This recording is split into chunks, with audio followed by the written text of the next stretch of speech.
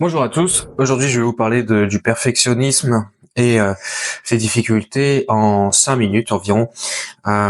J'ai pas préparé vraiment de script pour cette vidéo. Je me suis préparé un peu sur ChatGPT, mais on va dire que le but là c'est vraiment de vous délivrer une vidéo rapidement pour vous montrer justement qu'on n'a pas forcément besoin de délivrer quelque chose de surpuissant, que ce soit sur internet mais aussi dans son travail en général, parce que le but en fait derrière une vidéo, c'est aussi que l'on puisse progresser.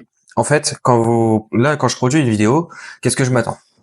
En effet, je m'attends à peu près avoir un bon script, je m'attends à avoir un sujet qui est impactant, mais aussi quand je vais le produire, je vais aussi avoir une base pour la prochaine vidéo de qu'est-ce qui était bien, qu'est-ce qui était moins bien. Et c'est ça en fait où c'est très intéressant. L'imperfection, c'est que en ayant des défauts, vous savez sur quoi travailler.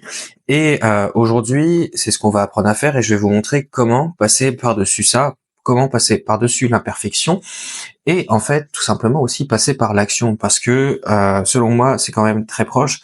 Quand on, quand on a un désir de perfection, de perfectionnisme, eh bien, on va vouloir refaire son travail. Sauf qu'on ne va jamais passer à l'action. Et pour moi, c'est un gros problème dans l'entrepreneuriat, et ça peut se traduire par du coup ne jamais passer à l'action, parce on va avoir des barrières mentales de ne jamais être satisfait de son travail. Donc, pourquoi aujourd'hui le perfectionnisme c'est un problème? Le perfectionnisme est donc un problème parce que ça va vous empêcher de produire du contenu pour les créatrices UGC, mais ça va aussi par exemple, pour les personnes qui travaillent dans l'immobilier, ça va vous empêcher à aller de chercher de nouvelles affaires parce que vous allez toujours attendre le jour parfait pour aller chercher la bonne présentation, le bon moment.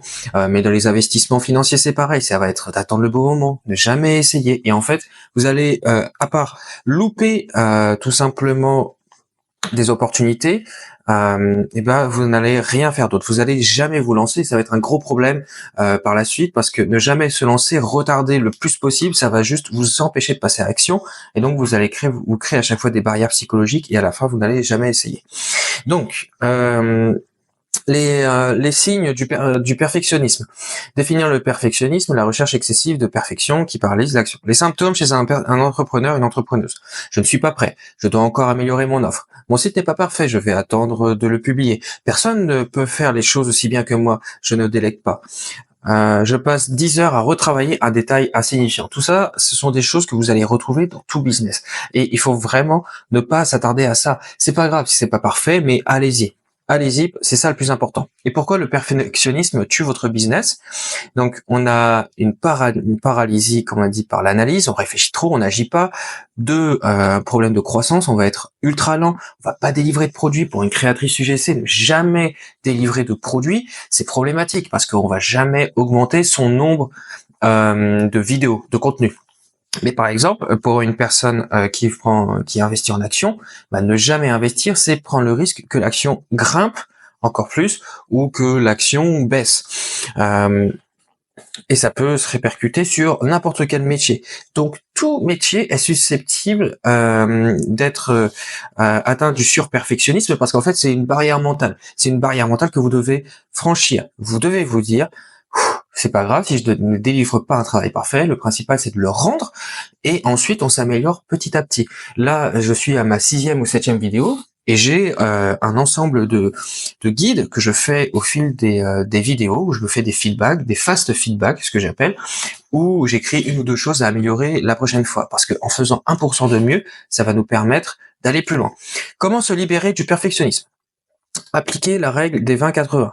20% d'action donne 80% des résultats.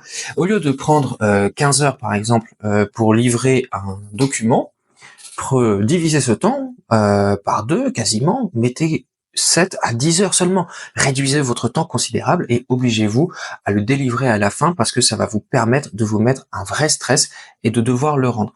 Il faut aussi adopter la mentalité done is better than perfect. Il vaut mieux produire que un projet qui n'est pas existant.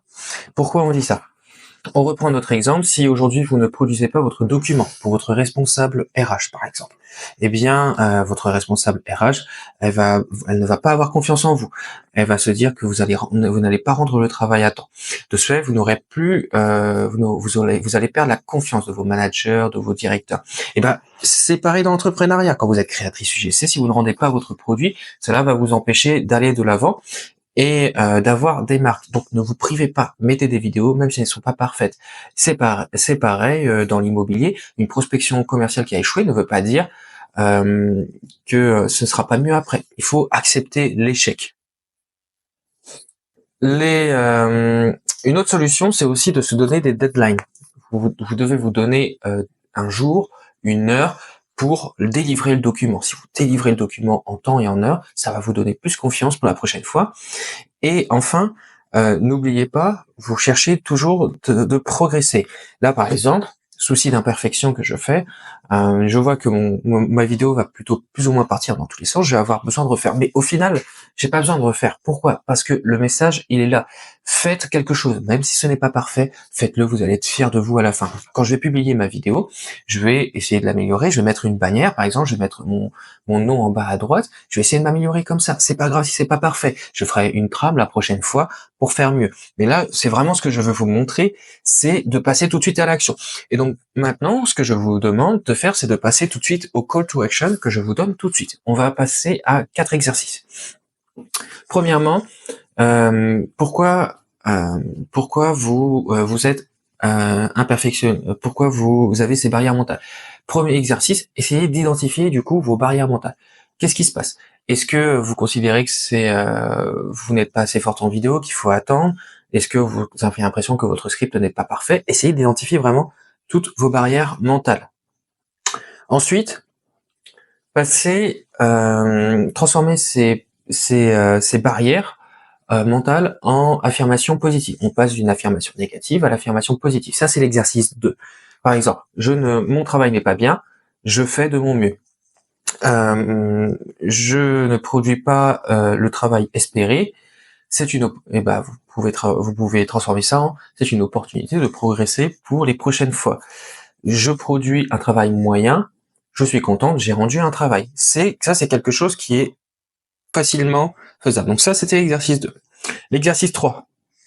Passez tout de suite à l'action. Vous avez une vidéo, tout de suite après la vidéo, vous arrêtez, vous prenez votre chronomètre, toc, 45 minutes, 55 minutes, vous bossez sur votre sujet à fond, sans distraction, sans téléphone, sans mail, ni rien, et rendez ce travail. Et enfin, mettez-vous un temps, dites-vous, voilà, vous avez 4 heures pour rendre ce travail, faites-le, et dans 4 heures, vous le délivrez coûte que coûte. Au pire, vous aurez un travail peut-être qui sera pas forcément bon, mais au moins rendu. Au mieux, vous aurez rendu un travail et vous aurez des pistes de réflexion, d'amélioration par la suite. C'est absolument pas déconnant aujourd'hui de rendre un travail qui n'est pas parfait, parce que de toute façon, à chaque fois, n'oubliez pas, à chaque fois, cela ne dépend que de votre point de vue. Si ça se trouve, les personnes qui recevront votre contrat, votre contenu, seront très contentes avec le travail que vous aurez aujourd'hui. Et c'est ça que je veux vous donner aujourd'hui comme règle. C'est avec ces 3 ou 4 exercices que je viens de vous dire, c'est passer tout de suite à l'action, n'attendez pas. Là, peut-être que vous allez voir la vidéo, vous allez vous dire, mais oui, en effet, il faut tout de suite passer à l'action. Et moi, je vais vous dire, mais oui, fais-le tout de suite. Donc, si tu veux, par la suite, un ensemble d'exercices, vous me contactez, vous m'envoyez un petit DM, moi je vais vous répondre, ça me fera toujours plaisir, un petit commentaire, et je vous réponds dans la vidéo.